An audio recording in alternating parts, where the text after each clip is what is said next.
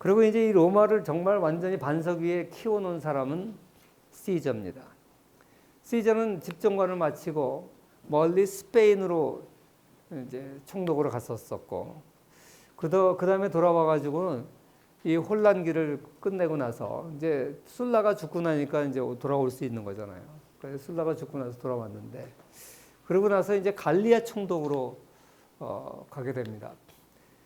그 전에 집정관에 갔다 와서 이제 집정관이 되고, 그 이제 스페인 이제 총독으로 가게 되고, 그러면서 이제 이 폼페이우스는 누구냐면 술라의 부관이에요, 부관 출신이에요. 그러니까 이제 술라가 죽고 났을 때 상당히 실권이 있었던 사람이죠. 그리고 크라수스는 로마에서 제일 부자예요. 당시에 로마의 그 군인들은 상당히 많은 사병들을 데리고 있었어요. 그래서 월급을 자기 개인 돈으로 줘요. 그런데 이제 돈이 없으면 그러니까 장군이 될 수가 없어요. 그런데 제일 로마에서 부자가 크라수스고, 이 사람은 군인은 아니에요. 재력가예요. 그런데 크라수스가 제일 돈을 많이 빌려준 사람이 시저예요.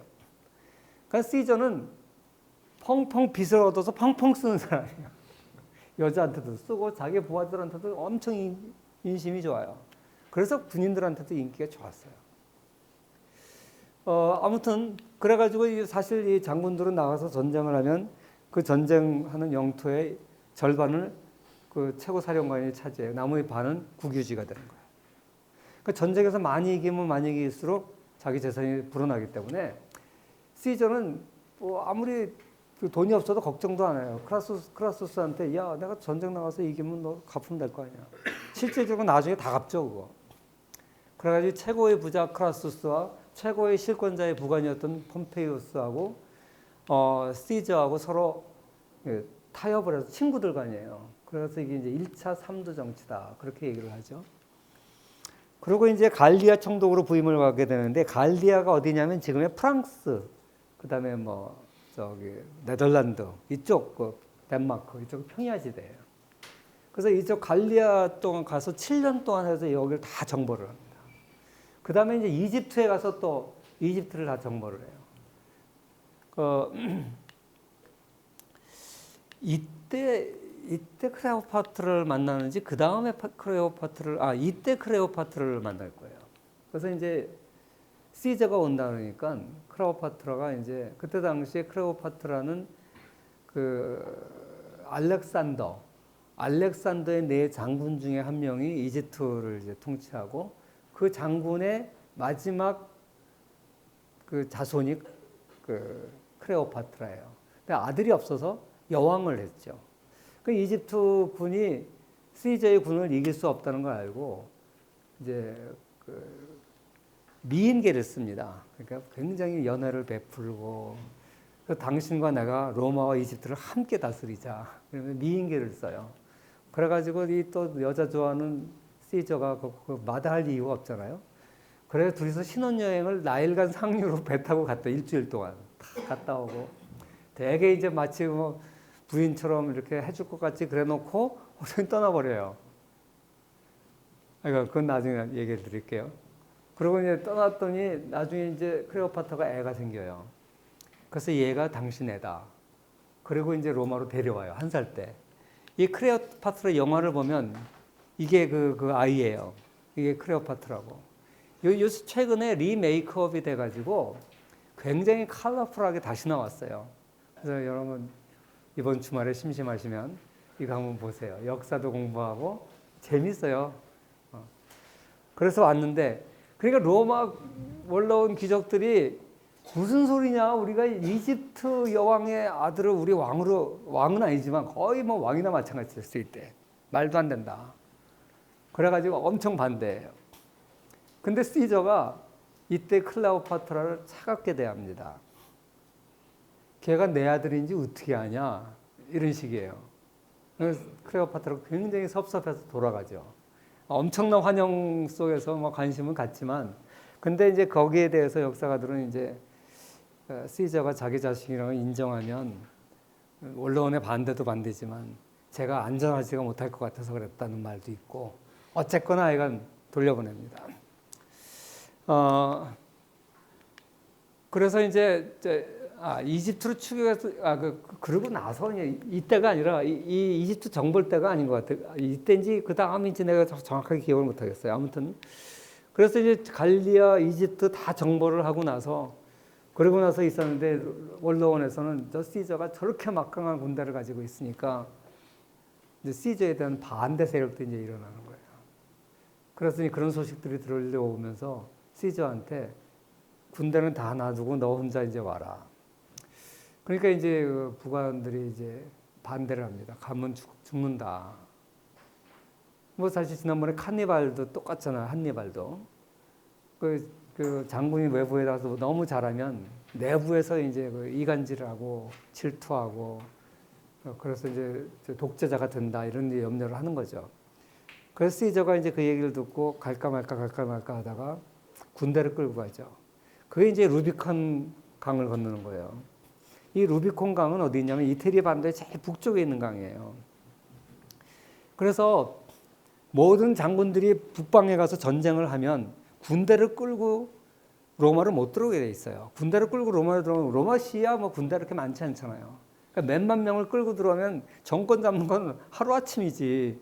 그러니까 충성의 대가로 그 증거로 군대를 멀리다 놔두고 자기 혼자 단신으로 부하 몇 명만 데리고 들어오게 돼 있어요. 그래야 그 장군을 견제할 거 아니에요. 근데 이제 루비콘 강을 군대와 함께 건넙니다. 그러니까 이제 그 안토니우스가 이제 그 부관이었는데 말리죠. 근데 시저가 강 한참 건너다가 나는 이미 건넜다. 그래서 군대를 쫙 끌고 들어와요. 로마에서 이제 반란이다. 왜 그렇게 하냐면 그 루비콘 강에서 로마까지는 뭐 상당한 거리예요. 서울과 부산보다 훨씬 더 먼 거리니까.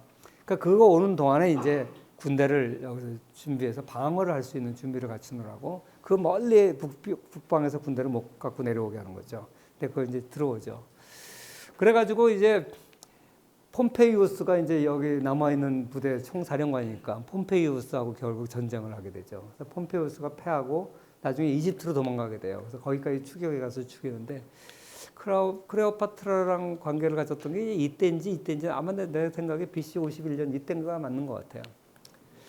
그래서 이제 자기 그 정적 세력들을 없애고 나서 그리고 이제 소아시아까지 가가지고 소아시아라는 터키 이제 그쪽이죠. 거기까지 가서 지중해 반도의 오른쪽 술라가 갔던 폰투스 군이 있던 그쪽 지역. 거기 폰투스를 이제 술라가 점령을 다 했는데 술라가 이제 죽고 나니까 다시 이제 거기서 반란 기미가 있으니까 또 시저가 이제 가는 거죠. 그러니까 시저가 젊었을 때는 이제 갈리아 지역, 젊었을 때는 아니라 한 40 넘어서요. 프랑스 지역, 그 전에는 스페인 지역, 프랑스 지역. 그 다음에 이제 지중해 동쪽에 터키 이쪽 소아시아 지역. 그 다음에 나중에 참 그 지금의 시리아, 아시리아, 이스라엘 완전 지중해 동쪽은 이제 나중에 그 다음에 AD 1세기에 이제 하는 거고 거기 가가지고 이제 전쟁하는 곳곳이 이깁니다. 그래서 이제 갑바도기아라고 그 터키에 있는 도시인데 왔노라 보았노라 이겼노라 그 유명한 말을 시저가 했죠. 그래서 그 후로부터 이제 장군들이 좋아하는 말이 왔노라 보았노라 이겼노라 이런 말을 했습니다.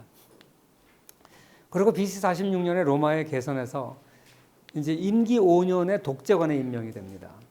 사실 술라는 종신 독재관을 했는데 시저는 5년 임기가 있는 거예요. 그래도 물론 이제 5년 하고 나서 또 5년 하면 되지만 그래가지고 그 개선식도 거행하고 이렇게 이제 엄청나게 이제 그 시저의 세상이 됐는데 BC 44년에 종신 독재관이 돼요. 이거야말로 종신 독재관은 아까 얘기했지만 술라가 이미 했지만 거의 뭐 황제나 마찬가지죠.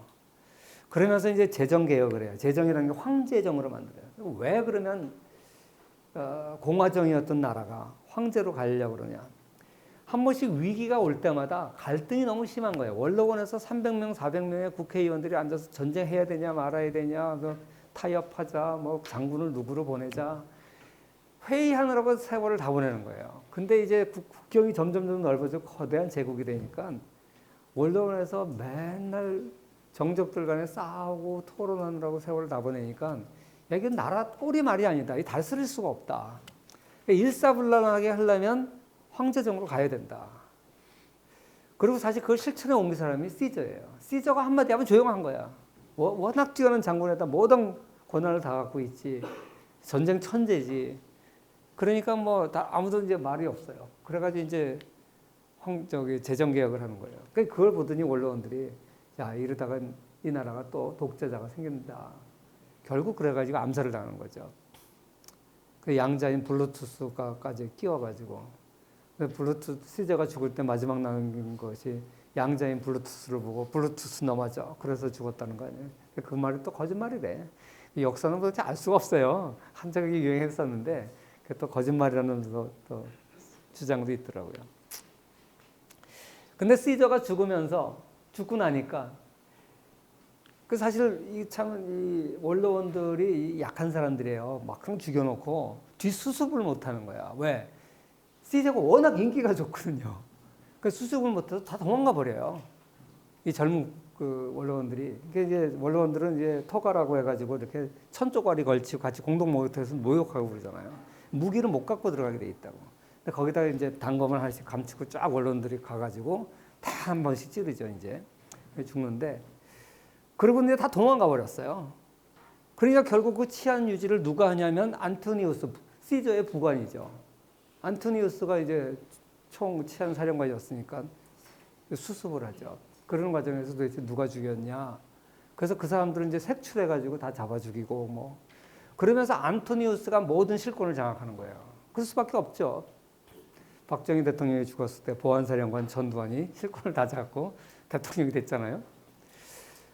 그런데 시저의 그 유언집을 열어보니까 이해하지 못할 사람한테 후계자를 맡겼어요. 그게 누구냐면 옥타비아누스예요. 시저는 아들이 없었습니다. 여자는 그렇게 많았어도 아들이 없었어요. 그리고 그 클레오파트라한테 아내는 아들이라고 인정을 안 했으니까. 근데 그 유언장을 열어보니까 자기 조카예요. 옥타비아누스, 누이의 아들이지 아마. 옥타비아누스는 그때 당시 18살이었습니다. 그 스페인에 이제 사관 장교로 가 있었는데 옥타비아누스한테 자기 이름을 물려주고 재산의 일부를 물려주고 또 뭐는 누구한테 주고 뭐는 누구 이렇게 유언장에 써놓은 거예요. 그러니까 아니 옥타비아누스 얘가 뭐 어리고 아직도 아무것도 모르는데 왜 얘한테 시저가 얘를 후계자로 결정했을까? 나중에 이제 역사가 그걸 증명을 해요. 시저의 눈이 정확했다. 이 옥타비아누스가 아우구스투스입니다. 로마 제국 최초의 황제 아우구스투스예요. 그러니까 18살짜리 옥타비아누스가 시저가 자기를 후계자로 결정했다는 걸 알고 스페인에서 돌아오는데 그러면 안토니우스 입장에서는 실권자인데 옥타비아누스가 정적이잖아요. 근데 그 둘이 나이 차이가 10몇 살이에요. 여기 안토니우스는 완전 한창 왕성한 로마 최고 실권자고 장군이고 옥타비아누스는 이제 18살짜리 새파란 젊은이고 그러니까 옥타비아누스가 아주 깍듯하게 삼촌 대접을 하고 작은 아버지 대접을 하면서 힘을 키울 때까지는 그 밑에 굴복을 합니다. 그래서 자기가 나중에 힘을 키운 다음에 결국 그 옥타비아누스 사실 안토니우스가 옥타비아누스에 섭정을 하거든요. 그러다가 이제 나중에 옥타비아누스 힘을 키운 다음에 둘이 싸우게 되죠. 그래가지고 이제 뭐 물론 그 사이에 이제 삼두 정치가 또 하고 하지만 결국 그래가지고 이 안토니우스가 이 안토니우스는 좀 바보 같은 애예요. 내가 볼 때. 싸움이 일어나니까 이제 이집트로 가요. 그래서 이집트에 가가지고 얘가 이제 그 자기 부관 시절에 시저의 애인인 클레오파트라를 연모를 했던 모양이야. 그 이제 안토니우스가 또 이집트로 오니까 클레오파트라가 이 시저는 이제 실패했고 이번에 또 두 번째 실력자인 안토니우스를 꼬셔요. 그래가지고 또 똑같이 이제 향연을 베풀고 뭐 어마어마한 뭐 이렇게 야하게 이렇게 해가지고 영화에 보면 이제 이렇게 나와요. 이렇게 해가지고 막 꼬셔요. 그래가지고 막 거기 쏙 빠져가지고 진짜로 사랑을 해요. 또 클레오파트라를. 그래가지고 둘이서 이제 막 엄청 서로 좋아하고 그러는데 나중에 이제 옥타비아누스하고 전쟁을 하게 되니까 안토니우스가 이제 이집트로 가서 이집트의 군단과 로마 군단 중에 자기 끌고 온 군단하고 합해가지고 옥타비아누스 군단하고 이제 지중해에서 이제 전쟁이 벌어지는 거예요.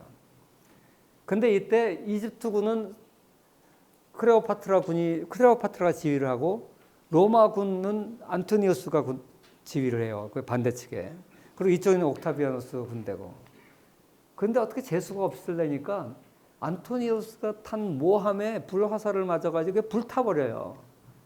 근데 그걸 멀리서 크레오파트라가 보고 안토니우스가 죽은 줄 알고 도망을 가요. 그러니까 적군이 이제 갈라지니까 쉽게 거기다가 적군의 함장 배가 불타고, 그러니까 이제 로마 정규군이 안토니우스 해군을 집중 공격을 해가지고 괴멸시키죠. 그러니까 도망가니까 사기가 없어진 거예요. 그냥 따라가가지고 그냥 상륙을 해버리는 거예요. 그러니까 도망온 안토니우스가 나중에 이제 궁에 가가지고 크레오파트라를 만나요. 그래서 왜 당신 도망갔냐? 그러니까 난 당신 죽은 줄 알았다. 그래서 이미 게임이 끝난 거예요. 그래가지고 이제 로마군이 와가지고 이제 다 잡아서 이제 다 죽이고, 크레오파트라는 끝까지 살았죠. 그런데 이제 옥타비아누스한테 크레오파트라가 이제 사정을 합니다. 이 아들은 시저 아들이다. 살려주라. 그러니까 살려주는 척하면서 다 죽여버리죠. 아들까지 다 죽여버립니다. 그 영화에 그래요. 하여간 뭐 그런. 근데 이 안토니우스고 이 크레오파트라예요. 그래서 둘이서 그 리차드 버튼하고 엘리자베스 테일러인데 둘이서 이 영화 찍고 나서 진짜 결혼해요. 영화 찍으면서 사랑에 빠져가지고 진짜 또 그때 당시 세계 최고의 미인이 엘리자베스 테일러라고 했던 시대입니다. 그건 뭐 여담이고. 아무튼 이 옥타비아누스가 이렇게 안토니우스를 물리치고 나서 개선식을 하면서 완전히 이제 황제정이 확보되는 거죠. 말로는 공화제로 돌아섰다 그러지만 실제로 아우구스티누스는 교황이고, 거기 교황이고요. 아우구스투스입니다. 이거 헷갈리지 마세요. 아우구스티누스는 교황이에요. 어거스틴이 아우구스티누스예요. 헷갈리지 마세요. 아우구스투스. 그래서 이 아우구스투스가 국가의 아버지라 그래가지고 로마를 이제 AD 1세기에 로마를 세계 최강 제국으로 만들어 놓는데, 이때 이제 예수가 태어나요. 성경에 보면 그 예수의 부모인 요셉과 마리아한테 모든 사람은 자기 고향에 가서 호적을 하라 그래요. 그래서 요셉과 마리아가 자기 고향인 나사렛이라는 동네로 가다가 자기 고향으로 가다가 나사렛이라는 곳에 왔을 때 산통이 와서 아기를 낳습니다. 그게 예수예요. 그래서 예수의 출생부터를 비포 크라이스트니까 그 전까지를 BC라 그러고, 예수의 출생을 AD 1년으로 치잖아요. 그때 로마 황제의 명을 받아 각 고향에 들어와서 호적을 하라 했을 때 그 로마 황제가 바로 이 아우구스투스예요. 옥타비아누스. 그래서 이제 아우구스투스까지는 이제 소위 말하는 로마에 의한 평화, 그 대로마 제국이 형성이 되는데, 그 다음 황제가 이제 티베리아누스, 게르마니쿠스라고 해가지고 사실 게르만 쪽을 맨 처음에 다 정벌을 한 사람이 시저입니다. 시저 이후에 다시 이제 이쪽 지역을 점령을 해서 게르마니쿠스라는 별명을 얻은 사람인데, 그래서 라인강 방어 체제를 다 세우게 되죠. 근데 이 티베리우스 다음 황제가 이때부터 이제 이상한 황제들이 되는 거예요. 갈리쿨라라고 하는, 혹시 여러분 아는 사람이 있을지 모르는데 로마 역사상 네로의 버금가는 가장 악독한, 정신병자예요, 정신병자.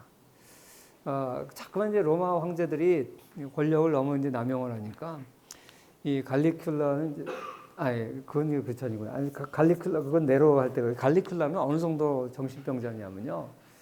모든 로마 귀족들이 결혼할 때 첫날 밤을 자기랑 자야 된다. 말도 안 되잖아요, 그죠? 처녀인지 아닌지 확인하기 위해서. 뭐 이런 법을 만들고. 그래서 모든 그 귀족들의 공분을 삽니다. 그리고 이제 굉장히 성적으로 타이러. 이 갈리큘라라는 영화가 있는데, 미국에서 나온 영화인데 트리플 X 영화예요. 그러니까 너무나 잔인하고 야하고, 그러니까 군대 이렇게 사열하다가 그냥 한 명 짚으면 그냥 칼 꺼내가지고 그냥 쑤시는 거야. 자기 근위병을.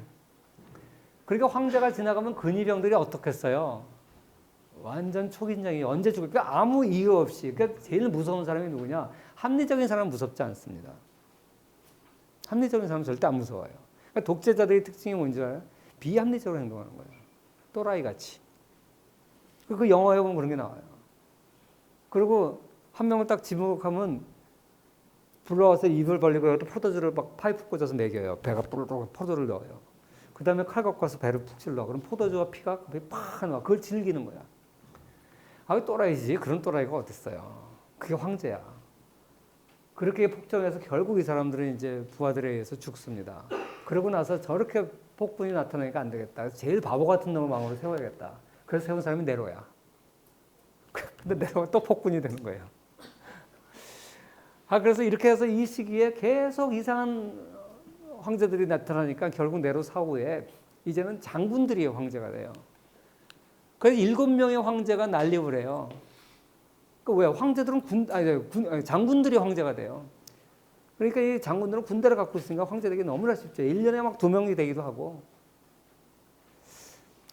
그래가지고 이제 7명의 황제가 난립한 내전 상태에 들어가게 되고, 이러면서도 이제 유대 전쟁을 합니다. 유대 전쟁이 어디냐면, 유대는 지중해 제일 우측이잖아요. 제일 끝이 동쪽이잖아요. 거기에 이제 위에는 아시리아, 그 다음에 이제 밑으로는 저기 이스라엘, 그 밑으로는 팔레스타인, 그 밑으로는 이집트, 이쪽 지역을 이제 이집트까지는 됐는데 이스라엘은 아직 점령을 안 했었어요. 그래서 유대 전쟁이 이제 저걸 갖다가 이제 점령을 해라. 그래서 베스파시안 장군을 보냅니다. 이 베스파시안 장군이 갈 때 자기 아들 티투스를 데리고 가죠. 그래서 이제 여기를 가서 이제 포위를 해가지고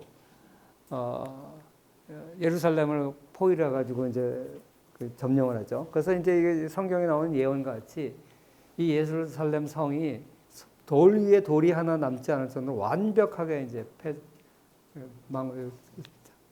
무너뜨려 버립니다.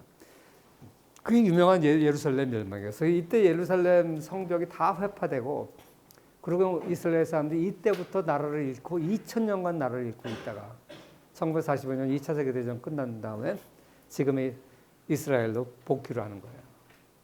그래서 이 지금의 그 예루살렘을 완전히 황폐화시킨 사람이 바로 베스파시안 장군인데, 이때 이제 일부 성은 남겨놨어요. 기념으로. 이 성벽이 얼마나 대단한 성벽인지 남겨놨어요. 그게 통곡의 벽이에요. 그래서 이스라엘에 관광 가면 그 통곡의 벽 앞에서 이스라엘 사람들이 이제 통곡하고 그러죠. 근데 거기 가보면 진짜 돌멩이 하나가 어마어마해요. 그리고 땅 밑으로도 굉장히 깊이 이렇게 파여서 관광객들을 위해서 절단을 해서 땅 밑에 얼마나 큰 돌이 들어가 있는지 다 보여줍니다. 그래서 그것만 기념으로 이렇게 남겨놨고 나머지는 다 멸망을 시켜버리죠. 그래서 이 사람들이 자주 반란을 일으키고 자기네들은 하나님을 섬기기 때문에 로마를 섬길 수 없다 그러고 계속 그러니까 이제 결국 여기다 군대를 보내가지고 완전히 회파시킨 거죠. 초기에는 워낙 저항이 강해가지고 이 베스파시안 장군이 파병하게 되는 건데, 이 사람이 이제 한참 이제 그 전쟁을 하고 포위를 하고 예루살렘을 포위하고 이제 전쟁을 하고 있었는데, 그때 갑자기 그 예루살렘 성 안에서 하얀 깃발 들고 레위족은 거기 제사장들입니다. 제사장들이 하얀 깃발을 들고 나와요. 로마 군단이 이제 그 포로를 잡아서 데리고 황제를 앞에 데려다 달라. 황제 앞에 가니까, 황제가 아니지, 베스파시안 장군한테 가니까 그 중에 한 사람이 그래요. 자기 하나님의 계시를 받았는데 당신이 황제 된다 그러더라. 그러니까 막 웃어요. 내가 장군인데 무슨 황제냐. 그러니까 당신은 황제 된다. 그리고 우리는 힘없는 제사장들이니까 다음 시간에 해줄게.